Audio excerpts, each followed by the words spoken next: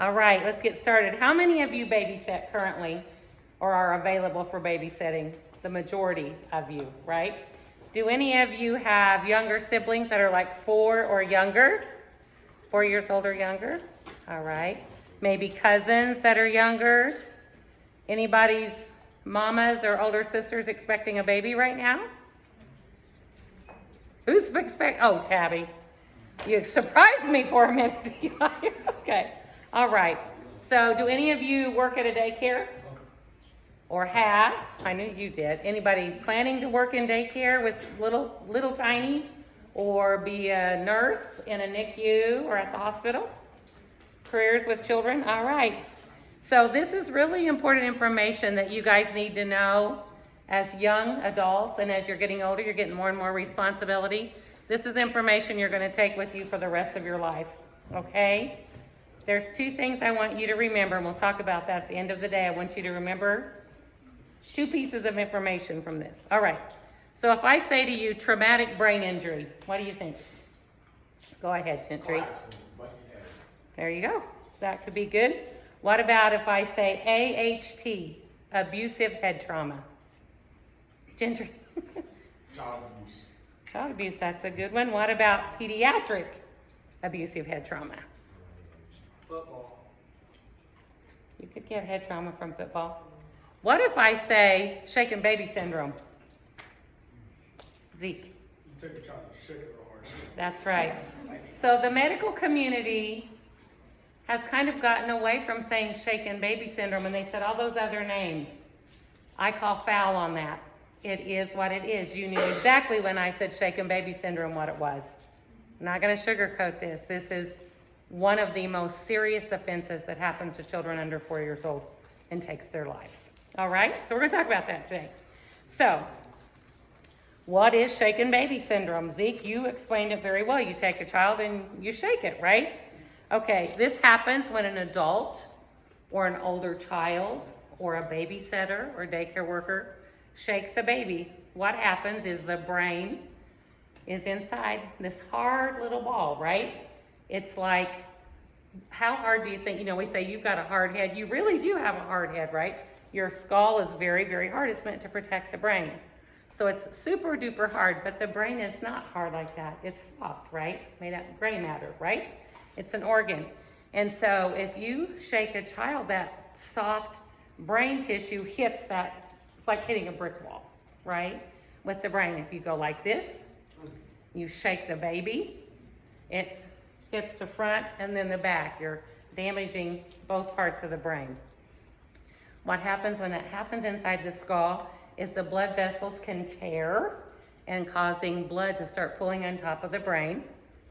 And shaking can cause brain injury, can cause cerebral palsy. It can cause blindness, can cause you to go deaf, learning problems, behavioral problems, seizures. You can become paralyzed, you can even die. It is no joke. All right. So, how serious is it? There's obviously different levels that it could be. In the United States, every year there's between 1,500 and 3,000 reported every day. That's reported. That doesn't count the ones that aren't reported. So, 6 to 10 kids today will be shaken. And again tomorrow, and the day after that, and the day after that. It happens every single day. We need to stop that. It's 100% preventable. It's not like a disease that pops up and you're not sure how it got there or how to stop it. It's 100% preventable. Guys, I'm going to ask you to quit talking, okay? 1 out of every 4 of those children will die. So if we go on the 3,000, what's 1/4 of 3,000? Come on, math majors. You can do it. What's half of 3,000 is 1,500. What's half of 1,500? 750. 750 babies will die because of this year. 750. That's more than my mommy heart can stand to hear, right? It's very, very serious. Many of the cases go unreported because if you shake your baby, you're probably not going to come and tell someone that you did it, right? And some of them are misdiagnosed because in milder cases, you get these milder symptoms that make you think, oh, well, that's not what you wouldn't even think of as shaken baby, right? It's often and easily misdiagnosed. Let's say you went to work today and you dropped your baby off at daycare. Your baby was fine, cooling, smiling, normal baby, right? But when you pick baby up, baby seems very tired, can't stay awake. No matter what you do, this baby is not staying awake. Why is this baby so sleepy? You're not usually sleepy like this. You slept good last night. What's going on? Maybe baby's very, very fussy and you're thinking, well, maybe baby's getting sick. Maybe baby's getting an ear infection. Maybe baby's teething. That's what we all do. Oh, they're teething. Every mama says that when their baby's fussy. All of a sudden they've got a poor appetite. Well, they haven't ate for several hours. Why is baby not eating? And then you give baby a bottle, and instead of the baby suckling on the bottle, runs out of baby's mouth, not swallowing. And you're going, what is going on with my baby, right? And then the baby usually holds his or her head up, and baby's just real limp. That head just lays, and that can't get the baby to hold its head up. And you're like, something is really, really wrong here. Baby's very stiff. You can't move its legs very well. They've become the arms and legs, which babies usually curl up. All of a sudden, baby's arms and legs are out and they're really stiff, and you're thinking something's way, way off here. Or baby's just completely limp. Nothing you can do can get baby to hold onto your finger, anything, just completely limp. Here's something called cortical thumbs. All of a sudden, baby's thumbs are like this. They're bent. You undo the baby's thumbs and they automatically go back. Can't get them to unbend. That's cortical thumbs. That's indicative of a brain injury. Baby starts vomiting. Who knows what a fontanelle is? Anybody know what a fontanelle is on a baby? Go ahead, Maddie. Soft spot, right? It's a soft spot on baby's forehead. The skull isn't completely fused when they're born, and there's like a little triangle, and you can push, and it's real soft right here on the top. What happens if the baby's been shaken and there's blood pooling on top of the brain, Zeke? You'll start seeing this will start getting a bulge, and it'll get big. It's look like somebody's blowing a balloon up underneath this baby's head. That's a real crisis if you see a bulging fontanelle. It's starting to get bigger. If you see all that, or any of that, and you just know something's wrong, you need to get your baby into some medical attention, right? And so if you go and you say, hey, baby's fussy, baby's not eating, baby started vomiting, what's going on? The first thing the doctor thinks is not going to be shaken baby, right? There could be so many other things with that. All of a sudden, baby has a seizure, and another seizure, and another seizure. But once that fontanelle starts bulging, we're pretty sure we know what's going on. Or if you look at their pupils, where's your pupil? What part of your eye? The black part in the center. If one of them is tiny and one's great big, that's a real crisis. That's true with anybody that has any kind of a head injury. If those pupils look different, you've got to seek medical attention, okay? Especially in a baby. So you can say to the doctor, hey, we're here, something's not right with baby. I know it's not. Do you think it's possible that baby was shaken? And you know, that's hard for doctors.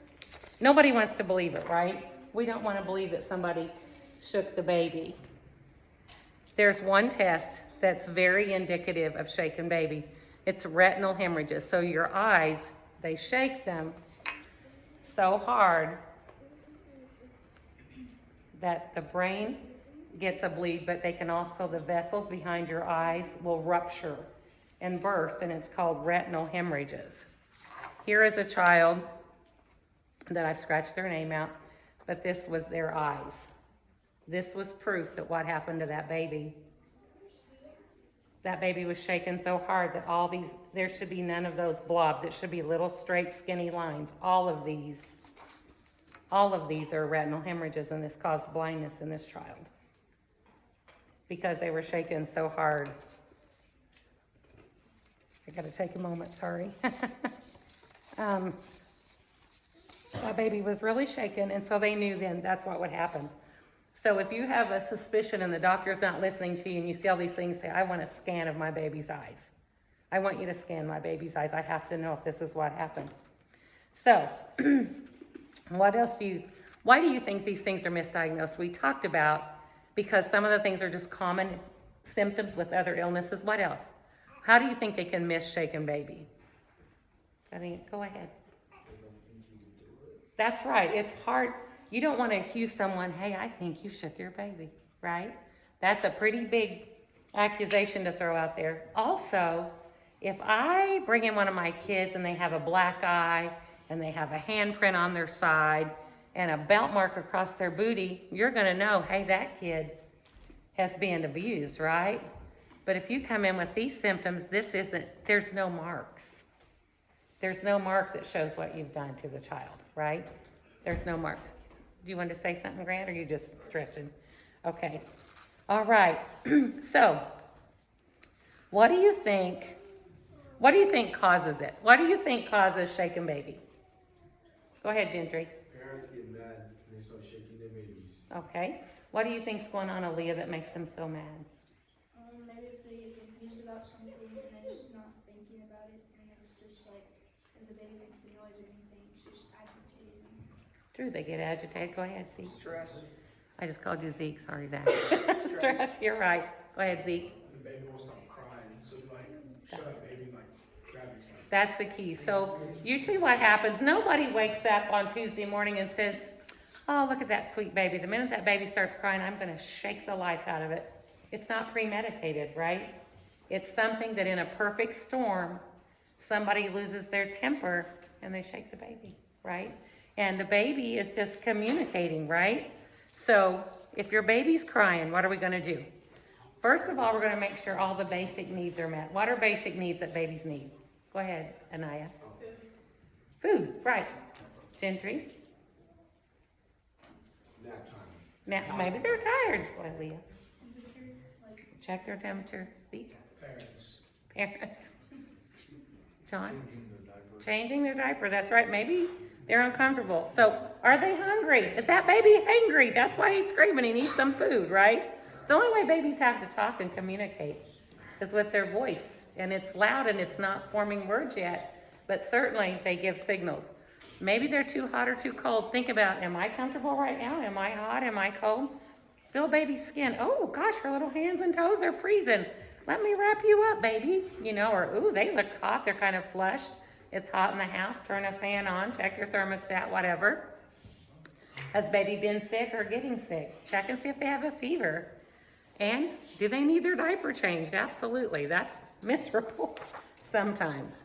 Okay, so what do you do when baby's crying? After you check all those things, they've been changed, they've been fed, they don't have a temperature, the temperature in the house is fine. I don't know why baby's still crying. Sometimes they just do, and there's really nothing you can do. But you can gently rock your baby. Okay, baby, it's gonna be okay, baby. Babies like skin-to-skin contact. Sometimes you can just even put their little face on you, carry them around up next to you, and they like that. They want to hear you. There is something called 3 S's. Think about when a baby is in mama's belly. They're kind of scrunched up in there pretty tight, right? They're not just like free form swimming. They've got a small amount of space. So babies like to be swaddled, where you take a blanket, wrap them up, get their arms and legs in there, and get them kind of snug. That feels secure to them. You hear moms do this all the time. Shh, shh, shh, shh, shh, shh, shh, shh. Do you know what that sounds like? When babies are in the womb and mom's heart is beating and the blood goes through the chambers in the heart, it makes a shh, shh, shh sound. It's familiar. It's comforting. Go ahead, Zeke. I thought that was just like telling them to be quiet, like shh. Like a teacher doing shh. Shh, shh, shh. But it's a familiar sound to them. Oh. And you're hoping it shushes them, right? And also, swing, motion. Swaddle them up. Shh, shh, shh. Because just think, when they're in the belly, mom's up walking around, sleeping, wallowing around, all the things. Babies used to motion, right? And when they can't really move around much, they're just laying there. Pick them up, talk to them, they hear you, hold them close, Swaddle them and give that a try. What about white noise? What's a white noise you'd use, Kadrian? Do you know what white noise is? Yeah, what would you use? Your mama's voice. Mama's voice, that's voice, it's not really a white noise. Vacuum? A vacuum, you can turn on a vacuum and let it run. Yeah, Macy? Sound machine, absolutely, they make them for babies. I use my fan. Yes, fan is the ideal. Make sure fan's not blowing in baby's face. No, I use But my in the fan. room, yeah, white noise, you gotta have it. We sleep under a fan, I can't sleep without it. You can sit down in a chair, kind of with your knees, kind of bounce baby while you're patting baby on the back or on the booty, right? Give them a little pat. You can play soft music, you can sing, you can hum to your baby. What about putting them in a stroller and taking a walk? If you're starting to get frustrated, baby's frustrated, pop them in a stroller. Take a walk outside if it's nice. Even within the house. Lily, I would put her in the stroller in the house. Just push her around, and it was fine. She liked it. Swaddled baby, and I held all my babies this way with their head right in my elbow. This was the most comfortable. If they tried to get away, they're not going anywhere. I got their leg. Don't do that, but if heaven forbid, I've got them, right? It's cozy. Okay. All right. Now, if you're trying to soothe your baby and baby is still crying, and now you're becoming very, very frustrated. I remember, quite being honest, my marriage was falling apart. Noah was the best baby, but when he turned 8 weeks old, he got his first ear infection, just now. And he screamed from 8 weeks old to 10 months old when he got his tubes in his ears. It was misery. I was heading toward a separation from my husband with the baby I had waited 15 years for. Everything was falling apart. I wasn't sleeping at night because I was walking the floors with the baby with an ear infection. It was horrible. And one day I was like, you have to stop. And then I went, oh my God. It was just one, but I thought, what am I doing? It's not his fault. I was like, oh no. And by then I'm crying, I'm so sorry, baby. I went into his bedroom. I pulled the bed out in the middle of the room. I closed all the blinds, made sure he couldn't reach the strings or anything on the blinds so he was safe. Took everything out of the crib, no blanket, nothing he could possibly get hurt on. And I said, you're just gonna have to cry it out. I've gotta walk away for a few minutes. I gotta get myself together, right? And any parent who tells you they don't get frustrated is not telling you the truth, because it is the hardest job you'll ever have. I went outside, I closed his bedroom door, I closed the blinds in the house, and I closed the house door, and I went and sat on the back step and cried my eyes out and said, Lord, you gotta help me. It's not that baby's fault. He's sick, he's been sick, my marriage is falling apart. I'm stressed out of my mind. I don't know what I'm gonna do, but I'm not gonna take it out on the baby. That's what I'm not gonna do, right? And so I would open the door and listen. Yeah, he's still crying, he's good. You need to check on him every 5 or 10 minutes. And so after about 30 minutes, Gentry, I went back in and picked him up and said, okay, round 2, let's go. And I was better, but I had to take the time to walk away. You can walk away from a crying baby. Make sure you checked all the things, make sure they're all right, make sure you put them where they're safe, in a swing, in a seat, in their bed, whatever you need to do. Walk away till you get your own composure. If you have a support system, call somebody. Maybe you need to just have somebody talk to you. Man, I'm having a hard day. Can you give me a few minutes of your time? Or, hey, Auntie D, I need you to come and get your niece or nephew. I need a break. Hey, Mama, can you come and get baby? My mom called me. This was a few months after that. I had rented an apartment. We had left the marriage. It was still very stressful. And Noah was still sick and crying all the time. And it'd been terrible. It had been terrible. And Mom called and she said, is he still crying? I said, Mom, he hasn't stopped. He's probably been crying for 24 hours. He's on an antibiotic. We were at the doctor yesterday. We're just getting through it, right? And I said, she said, I don't know how you do it. I said, oh, me either. I said, I could just walk down to the river, toss him in and jump in behind him and be done. She's like, Sharon. I said, I don't mean it. I'm just stressed. About 30 minutes, my door is about knocked down. I was like, who's beating on my door? My mom threw that door open. She said, where's Noah? And I said, Mom, he just went to sleep. He's laying in his bed. She said, get a bag, pack him up. I said, what are you doing? She said, I come to take my grandson. You are not throwing him in the river. I said, Mom, I would never do that. It was just a moment of frustration in a safe place with my mom saying something. She's like, you need a break. I know that you need a break. She said, if you want to throw yourself in the river, go ahead. Gee, thanks, Mom. you know? But she said, I'm gonna take Noah for a couple days. Well, I ended up going too, because I don't want to be home alone. But what I learned in that is my mom had my back. I could call her any moment and say, Mom, I'm stressing, man. This baby's screaming his head off. I can't do it. Come get him. You know, I didn't even have to tell her. She just came and got him. It's wise, before you start your family planning, part of family planning when you go to have kids is knowing who your support system is. Find out who is going to be there for you when you have kids. Your brothers and sisters, the aunts and uncles, your grandparents, if you have them, friends, your best friend, your neighbor. Maybe it's your sweet neighbor lady next door with a house full of kids like me. Yep, I'll take your kid for a couple hours if you need a break, right? Have that. Put that as part of your family planning when you guys get to that point in your life. Okay. Who shakes babies? Anyway, Anyone. Who do you think most often shakes babies, Cal? angry parents. Angry parents. Be more specific. Anaya? Boyfriends. Boyfriends? Carson? The father. What do you think, Caleb? Drunks? No.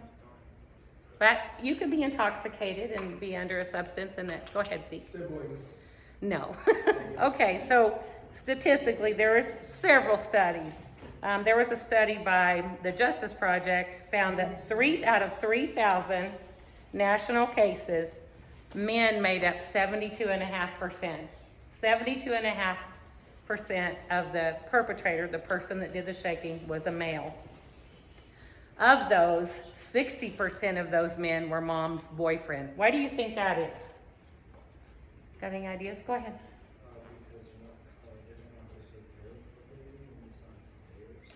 Right. Go ahead, Anaya. Yeah, because if you think about it, some of you boys, some of you young men, may at some point date a woman that already has a child. And you may think, wow, I really like her. She's really cool. I want to date her. And pretty soon, you really like this one, but oh, she has a child. That's not your child. You didn't start dating her to have a relationship with her child, right?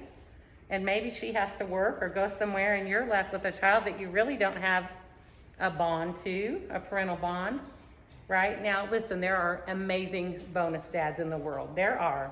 But this could happen. And then you're stuck with this crying kid and you're trying to sleep or you're gaming or whatever it is you do. And this child won't quit crying. You can get very frustrated and say, just stop. That's all it takes. Just stop. That's it. It doesn't even have to be a whole bunch. I said quit crying. That's it. That's it right there. You may have took the life of that child that quick. You didn't mean to. You didn't mean to hurt that child. It was never your intention. You just want to stop crying, right? You just want to stop crying.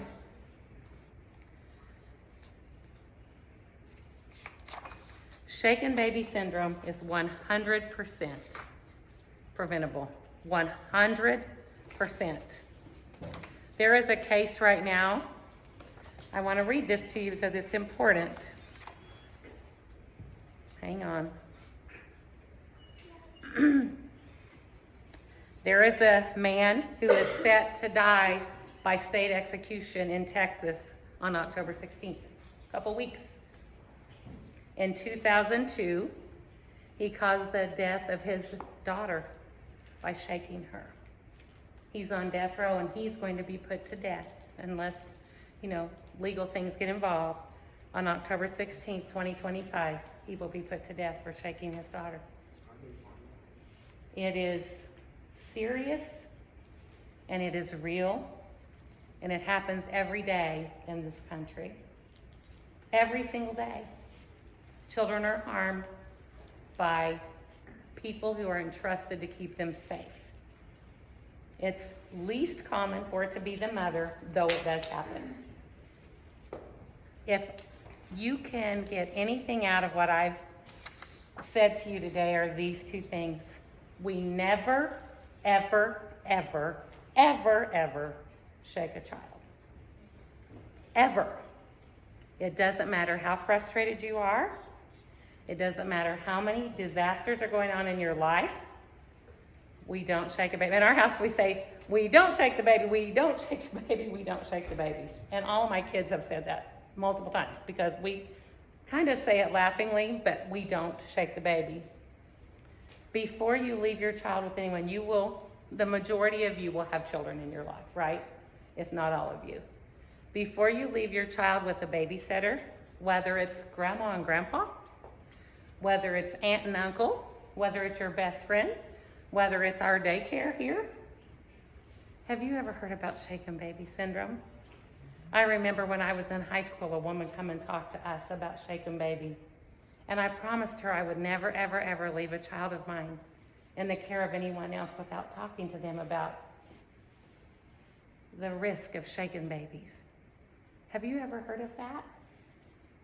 I just want you to know that this baby's been extra cranky. She's teething. And I know it's hard. If she keeps crying all day and it's frustrating you, please call me. I'll come back and get her. Or here's my mom's phone number. My mom will come and get her. Or, Mom, I know you didn't shake me growing up, but remember when Sister Aikman came to the high school? I just want to review with you that no matter how hard it gets today, you're not going to shake her. I would rather offend somebody by bringing the subject up than living with guilt the rest of my life that my child was harmed by shaken baby and I didn't say anything. Okay, does that make sense? We don't shake the baby, we don't shake the baby. Say that in your head. We don't shake the baby. And please never leave your child with anyone without educating. Before you get married, you should talk about child planning. How many kids are you going to have? How are you going to discipline? Who's going to be the disciplinarian? Babe, no matter what happens, we don't shake a child. Never. And you talk about today what you learned. Promise? Pinky promises? All right. Got any questions?